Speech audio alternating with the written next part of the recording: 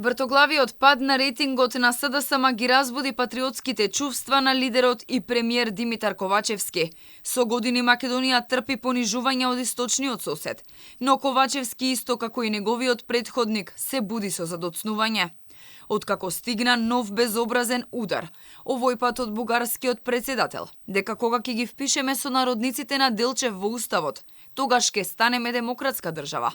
Председателот на владата конечно возврати со иста мера. Откако работната група ќе ги направи амандманите, значи дека наследниците на Гоце Делчев ќе ги вметнат со народниците и наследниците на Радев во македонскиот устав.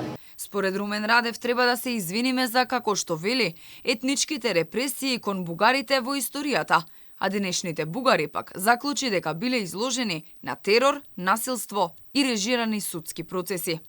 Ръководството на Република Северна Македонија трябва да убеди не България, трябва да убеди своите граждани, че гради демократична държава. Държава, в която по българските клубове не се стреля и не се палят. Българите в тази държава не са подлагани на системен тормоз, на физическо насилие и на режисирани съдебни процеси.